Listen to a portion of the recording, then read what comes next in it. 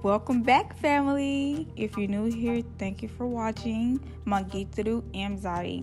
You guys know that our channel is all about Africa and our journey to freedom. On this journey, we also want to shine light on different Africans, native and diasporan on the continent who are helping to change the narrative of Africa. Today, we have the CEO of Ba2Kay Ice Company, Gambia. He's helped several African businesses elevate by providing them with easily accessible and affordable ice here in the Gambia. Thank you so much for sitting down with us today. How are you doing? My D-Through Adam, and today we have the CEO of Ba2Kay Ice. We have a great video for you guys. Make sure you check out part 1 in our, on our channel. Now, I want to say first, congratulations for 1,000 subscribers. Absolutely. That's amazing, man. Absolutely. It's inspirational, and we've seen you grow. We've been watching you, so that's a great accomplishment. Now, the name Ba2Kay Ice is very interesting. Can you please tell us and the viewers, how did you get that name? Okay, so we didn't want to come over, start a business, and look and sound and be your typical Western named business, right? Wheel shop or whatever, ice shop, something. So we wanted it to be comfortable for everybody, right? So especially the folks of Gambia, right? So we were looking through the Wolof language and stuff, and we found Ba2Kay. So it's spelled B-A-A-T-A-Y U-U-K-A-Y. Okay. Right, Ba2Kay. So we was like, okay, let's put a little twist on it. But it still means ice. Some of them say glass, some of them say Ba2Kay, some of them just say ice. Yes. But that's how we got the name and stuff. So we just wanted to stay within the culture, within the heritage. Okay, something that people can recognize easily. Absolutely. Okay, Absolutely. so would you say the preparation before that, thinking of this whole business and the whole concept of it, was that an important or an integral part of your company? Because the ice company idea, that's very unique. So what led to that? Good question. So coming to the continent and planning to start a business, planning is absolutely your number 1 priority.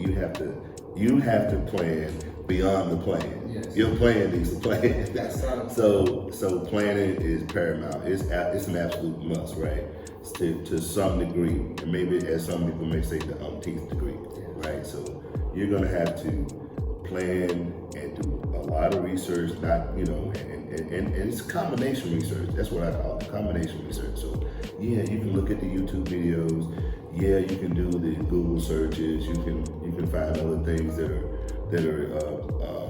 posted and stuff inside of Gambia, some of their Facebook pages, talk about what's going on in the government, what's going on in their elections, how things are happening, kind of give you an idea of the temperament of what's going on, several things. So all of that is it's a whole composite of information that you really need to be aware of, before you come here.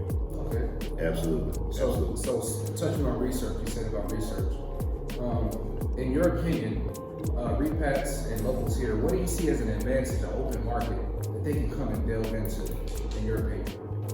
Okay, so I would say it may be a couple. It's a couple, but number 1 in my mind, and mind you, is number 1 because I'm doing it with the assumption that the resources are available, and I'm doing it with the assumption that the education and understanding and experience is available.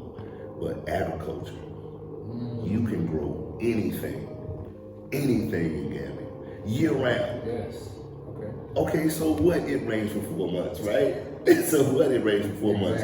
Aquaponics. True. That's very true. What are we doing with the rainwater?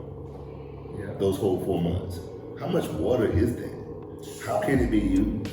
Yeah. You see what I'm saying? Yes. So I would say agriculture. A lot of times we get introduced, and it's not just on the continent in particular, but it's around the world, right? People tend to associate success with a boardroom, with a suit, with a nice dress, all of that. You're carrying a briefcase or a bag or something, and blah, blah, blah, and that's success. In this instant, agriculture is where the money is. It really is, on this entire continent. Okay. On this entire continent. And Africa produces more natural resources than any other continent on the planet. So, without Africa, we don't have laptops, we don't have computers, we don't have TVs, none of that. And we're talking about raw materials, right? Raw materials. So we have more mangoes and cashews per hectare than anybody else. We have all of that. So I would say agriculture. And that's saying if we had the manufacturing, if we had the processing capabilities, all of that stuff, that's something we definitely could unite, work together on, and do more export than anybody in the world, period. Africa has the most fertile land in the world. Yes, absolutely. So I see agriculture will be a great field for repats coming, locals to get into. Absolutely. What do you think as far as once you get here on the ground, say you got a brick and mortar building, say you get into a village, you got some land, you get your agriculture popping, what do you think is important as far as collaboration?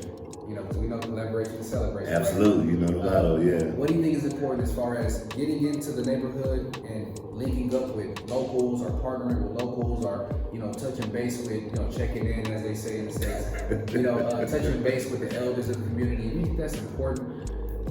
Not only is it important, right? It's absolute, and it's one of the most respectful things you can do, right? Because respect of elders is definitely held at an entirely different standard on the continent, right? So you cannot just come here, and this is even if you want to do some kind of philanthropy work, some kind of support work for different folks in the community. What you need to do first, and I'm speaking from experience, right? So we did a soul light project. That soul light project did not start at all until I spoke to all 6 elders in the village where my business is. I spoke to all 6 of them. I had to speak to all 6 of them, all of them, and let them decide and tell me where they wanted it, or what. My first question was, what do you want? What do you need? Yes. Right? Respectfully, humbly, right? And so they asked, well, what do you have? I said, oh, okay. So I said, hey, we got access to some lights. And lights. They thought about lights. They thought about the people of the village being safe. They thought about the kids being safe. And everyone in the community being safe and having lighted pathways and roadways to walk on, and even lighted areas for some of the kids to still kick soccer balls after 7 o'clock, right? And so talking with the elders is paramount. Like, you must do it. First of all, it's just respectful. It's like I said before, it's just a respectful thing to do.